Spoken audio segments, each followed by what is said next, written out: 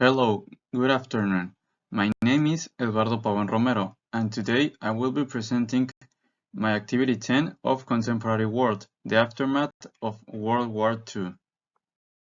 We are going to start with a little recap of the events that happened during World War II. To start, we have the invasion of Germany in Poland, the 1st of September in 1939. This event marked the start of World War II, because the other countries in Europe declared war after seeing Germany invading Poland. In 1940, Germany took France, Netherlands, and Belgium. That started to worry other countries like Soviet Union and other European countries. In 1940 and 1941, Germany failed to invade England and the Soviet Union. England was invaded with airplanes, but they managed to resist the attack. And the Soviet Union had the advantage due to the low temperatures that the German army faced. In 1941, Japan attacked Pearl Harbor, causing the entrance of the United States to the war. In 1942, the Stalingrad Battle and Midway Battle occurred, Stalingrad being the last attempt of Germany to conquer the Soviet Union, but they failed, and the Midway Battle was between Japan and the US, where US beat Japan and sent them back to Asia. In 1944 and 1945, the D-Day that we will talk about later attack was successful, and the USA launched the 2 atomic bombs to Japan to end the war both in Europe and Asia. I will now talk about the end of the war, which includes the D-Day and the fall of the Nazi army. The D-Day is the name given to the attack on Normandy. This attack was made the 6th of June in 1944. The Allies launched the biggest operation until this day in the beaches of Normandy, France. The attack was on 5 separated beaches, and the operation called Overlord had one single objective, that was the liberation of France of the German control, in order that they could keep advancing until they get to Berlin, where the head of the Nazi army, Hitler, was hiding. The army was a combination of the Soviet Union, England, US, and France, and the France army that joined later. After the liberation of France, Germany launched its final offensive that was defeated by the Allies army as they continued to advance to Berlin, where in 1945, the 3rd of April, the Soviet army ended the war in Europe by taking Berlin, and because Hitler committed suicide and left the German army without a leader. Even if the war in Europe had ended, the war between Japan and United States still continued.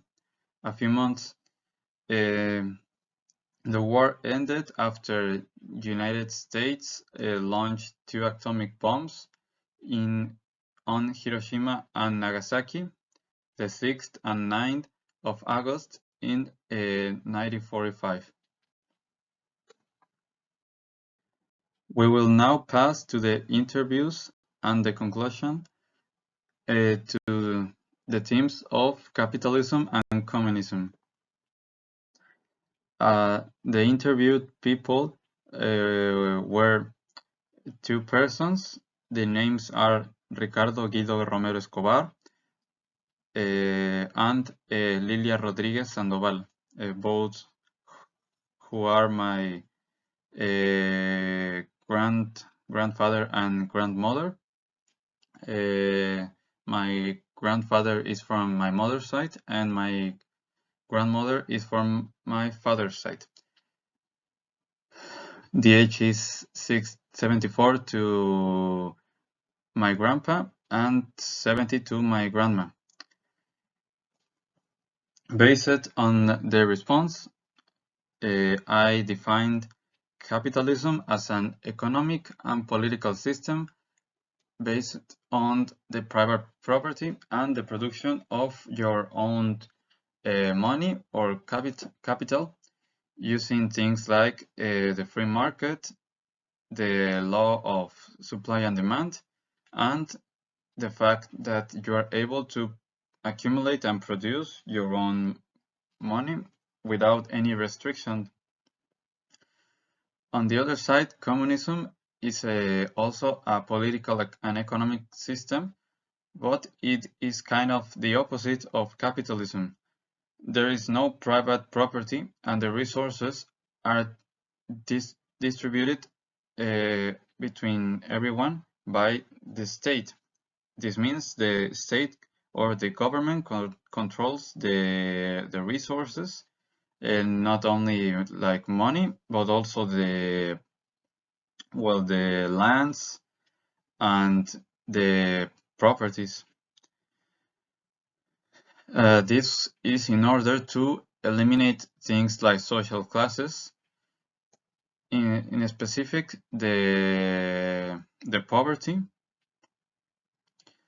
and to give everyone the same role, in this case workers, and therefore everyone should be treated the same way. To conclude, I would like to give my opinion on the topic. I think that the end of World War II was a critical moment in the history of not only the world, but mankind itself. It meant a change in everything and everyone, as we know. It brought peace to Europe and the Pacific, but also started a new type of conflict called the Cold War that divided the world in capitalism and communism. The United States helped Europe to regain its resources, and the Soviet Union also did that, but with China that had suffered a lot from the war and the constant attack of Japan, and with Eastern Europe like Poland, Yugoslavia, and other countries around. This defined the next 50 years because although there weren't a lot of fights, like there wasn't a direct conflict, United States and the Soviet Union never like actually had a battle. The battle they did have was in technology development. Things like developing new weapons or constructing atomic bombs into a mass production of atomic bombs, and also like demonstrating your technology, like the race to see who got first to the moon, and well, things like that. The fall of communism in Europe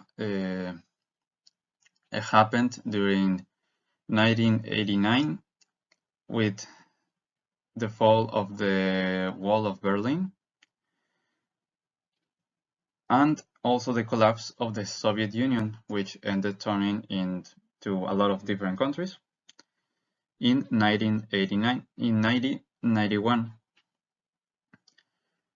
This is considered the end of the Cold War, but there's still a confrontation between Russia and the United States, and well, in this case also China, because China still